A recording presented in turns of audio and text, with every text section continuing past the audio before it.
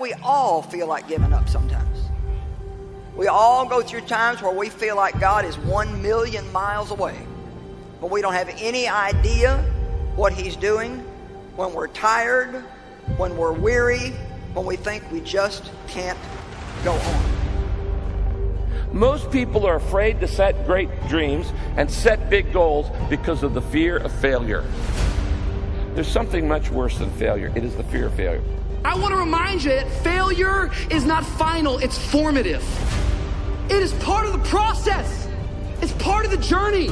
Your failure matters as much as your success.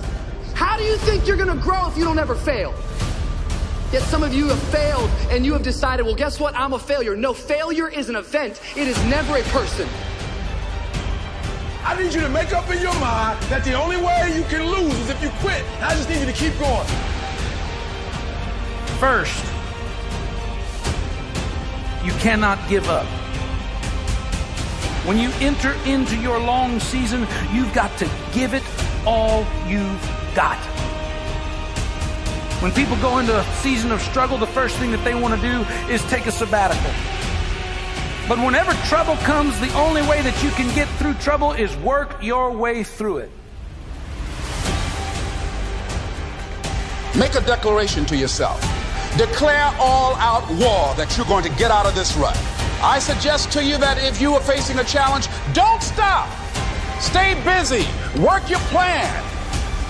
Don't confuse movement with progress. In order to achieve your goals, you must apply discipline, which you have already done, and consistency every day. You have to work at it. Every day, you have to plan. Every day. You've heard the saying, we don't plan to fail, we fail to plan. Hard work works. Working really hard is what successful people do. And I can tell you from my own personal experience, don't give up there. Develop your own compass and trust it.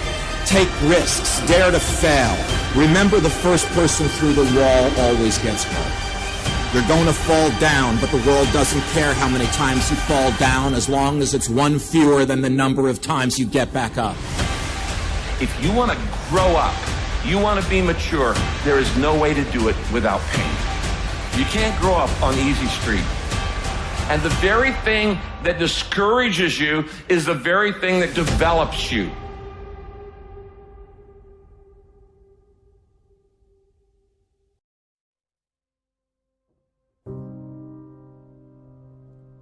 Make one room in your house as beautiful as possible. That's what I'm writing about now.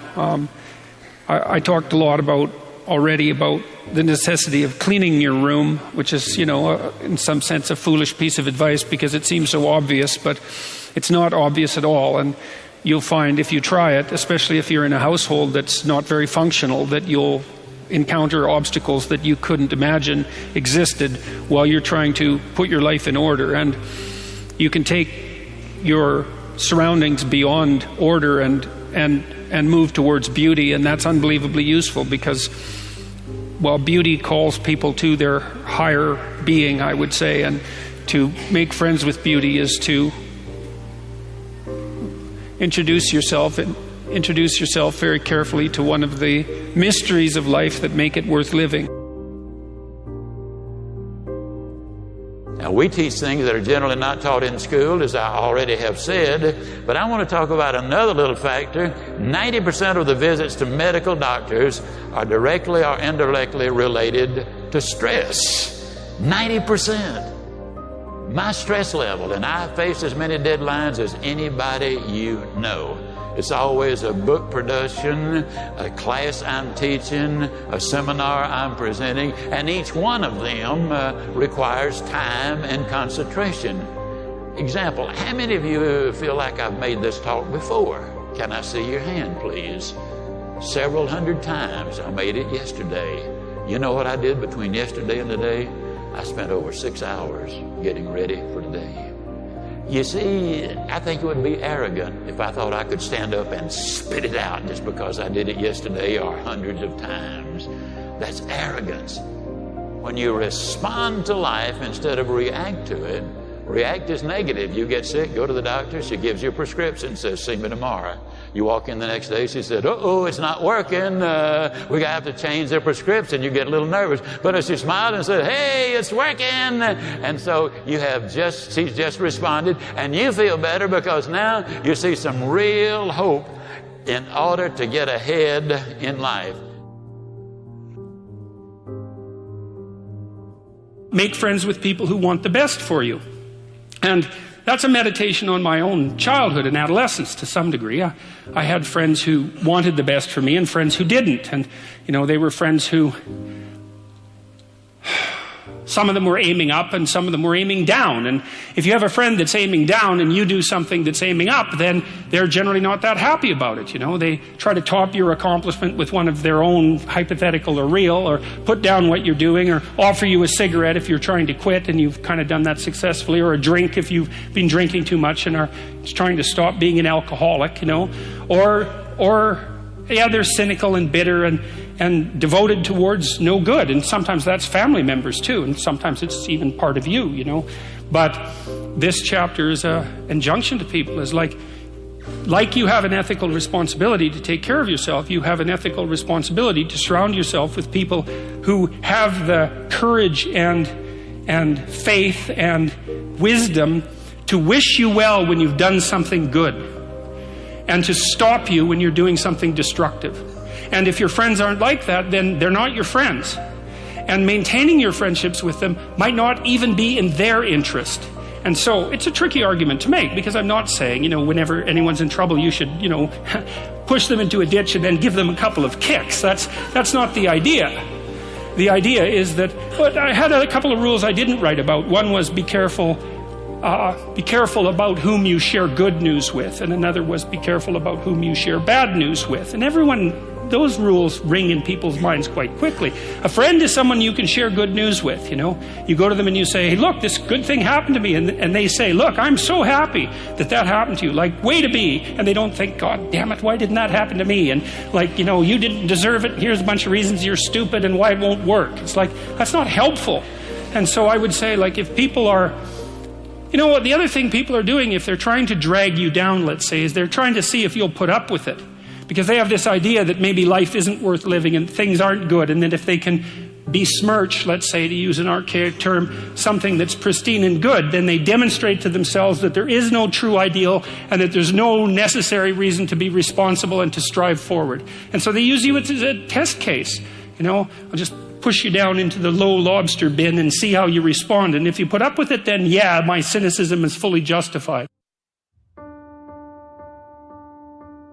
If you take people and you expose them voluntarily to things that they are avoiding and are afraid of, that they know they need to overcome in order to meet their goals, their self-defined goals. If you can teach people to stand up in the face of the things they're afraid of, they get stronger. And you don't know what the upper limits to that are, because you might ask yourself, if for 10 years, if you didn't avoid doing what you knew you needed to do, by your own definitions, right, within the value structure that you've created, to the degree that you've done that, what would you be like?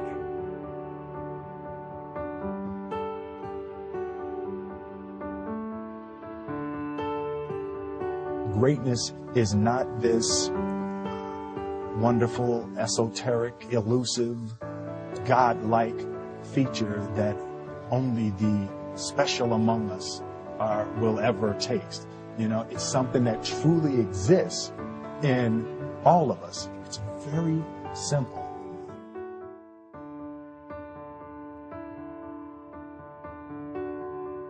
I told myself that this might be your current circumstances, but this will not be how the story ends. All you have to do, E.T., is to survive today. My glory, it doesn't happen in front of a crowd. It doesn't happen in a stadium. It doesn't happen on a stage. There's no medals handed out.